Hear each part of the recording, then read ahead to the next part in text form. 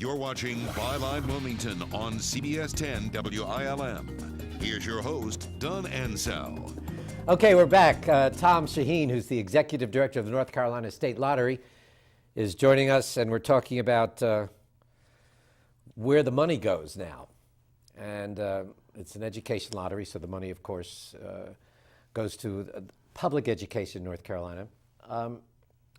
But it has some restrictions. Tell us how it's spent. It goes to 4 specific programs. The first is classroom reduction and a pre-K type program. Now, when they say classroom reduction, is that in concert with building more buildings? No, that's more with trying to keep the number of students per teacher at a low enough level that, you know, the teacher doesn't have to deal with 30 kids in a classroom. But in order to do that, I mean, numbers are numbers. Wouldn't you have to build more buildings to You may. Right now, I think there's some buildings, additional schools being built. But the idea of this money, though, is to make sure that there's enough teachers. I see. To keep that ratio on an average of 1 in 18. So it can go to salaries, yeah. teacher salaries, or subsidies? I don't know exactly how Okay. they distribute that because we just raise it and transfer it. But I would have to think that it would, because you'd have to hire teachers. And then bricks and mortar construction. Yes. We've seen a lot of projects going on around the state. We were up in Johnson County a little while ago, and they did a ribbon cutting ceremony. We went to another school that added 8 classrooms to their building, and the little kids were all there, and they were all excited, and it was really... That came from lottery money. Yeah, it's a really nice thing to see. And then 10% goes to scholarships for need-based students. But the scholarships are for higher education, is that? Yes, they're for higher education, and they are need-based. It's been reported that 100% of the net Yes. proceeds goes to public schools. Mm-hmm. And that's after expenses. That's right. And expenses would include salaries, Yes. prizes, Mm-hmm. advertising, and operational costs is what I got. What else? That's basic. Our largest expense is prize expense, okay? Sure. And sometimes you'll see people criticize the lottery and say, well, most of their money goes to expenses. Well, prize expense is what sells the product, okay? And prize expense goes back into North Carolina. The lottery operates on less than 4.5%, okay? If you take out the prize expense, that's the product we're selling is the prize expense, okay? So 95 cents out of every dollar, over 95 cents out of every dollar, goes back to North Carolina in either educational programs, commissions to retailers, or prizes to players. And you've actually surpassed $1 billion Yes. in money that went to education. Money that went to education, yes. Class size reduction, we talked about. I noticed on your website there are warnings about lottery scams. Mm-hmm. How much of that is around? That comes and goes in spurts, and it goes from one state to another. What happens is, and people, you should never do this, if somebody calls you and tells you that you've won the lottery anywhere, they might tell you it's here or in another state.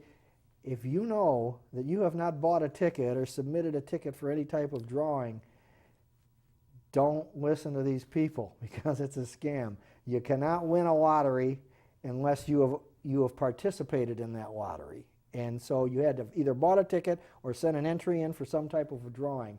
So when somebody calls you and says you've won the Georgia lottery or the North Carolina lottery, and in order to get your prize you have to send us some money, do not do it. Immediately, call your local authorities and let them know that you've been contacted, and they can hopefully investigate it. I've gotten solicitations in the mail to purchase I guess they were called, or lotto or lottery tickets from Canada. Mm-hmm. Are folks, should you be wary about that? Shouldn't do it. You should ignore that. Do not. Are they bogus? They are bogus. Okay, the Canadian lotteries do not mail out into the United States and offer to sell lottery tickets. I know the Canadian lottery directors. We know that they don't do this. They don't do that. So anything that you get, any calls that you get, anything that you have not knowingly participated in, you should be leery of. What about online lottery games? Have you seen any of that? Well, it depends on how you define online. See, our games are defined as online because they're on a computer.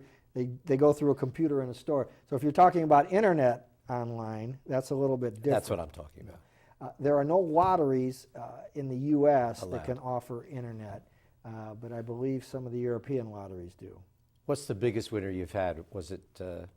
In North Carolina? Yeah. We had a $74.9 million Powerball winner out of Halifax County, and that was just a couple years ago. What's the largest, at this point, the largest potential winner? I think that in Powerball, which the game we have, I think our largest winner has been somewhere in the neighborhood of $365 million. Wait, was that a winner or that was a potential that? No, that was a winner. That was a winner. Don't ask me where it was because it was a couple of years ago and I've forgotten. But we had about $365 million winner. And how often? Lottery or drawings are every night, of course. Mm-hmm. They can see it on. See it on CBS 10. Yeah, see it on your station. We have Carolina Cash 5 and Carolina Pt3 every night, and that's at 11:20 to 11:22 time frame. Powerball's on Wednesday and Saturday. We will have, and actually by the time, well, I don't know if by the time this show airs or not, but we are having another game coming out, a Pick 4 game, which is common to all other lotteries. And so that's coming this year. Before we run out of time, we're almost out. What about folks that go in together, like these group buys? Are there ever any issues related to that? For the most part, there's not.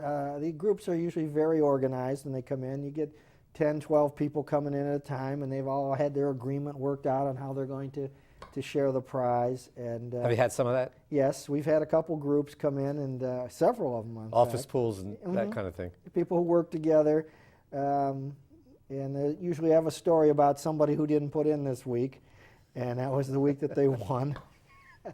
But yeah, and that's fun. It's fun to see them come in, and they enjoy each other, and they're happy that they've won, and it's just a nice feeling for them. Thanks for coming in. As we mentioned at the beginning of the program, the interview you saw was taped just before Governor Perdue announced that $88 million of lottery funds would be transferred to the state's general fund to help cover the state revenue shortfall. As a follow-up, we questioned the state lottery director about the governor's decision and how that might affect lottery sales. Here is the statement he gave us. The role of the North Carolina Education Lottery is to maximize sales, to raise as much money for education as we possibly can. Once the lottery makes its transfers to the State Education Lottery Fund, the lottery's role ends and other state agencies are responsible for dispersing the funds. All the employees at the North Carolina Education Lottery are very proud of the over $918 million we have raised through December of 2008. We truly appreciate all the players and our retail partners who have helped make this happen. At this point in time, we are unable to make any determinations as to how this uncertain economy and the changes that it may bring will affect lottery sales. I'm Don Ansell for Byline Wilmington. We'll see you next week. You've been watching Byline Wilmington on CBS 10 WILM. Join us every Sunday morning at 11 as we explore the issues that concern you.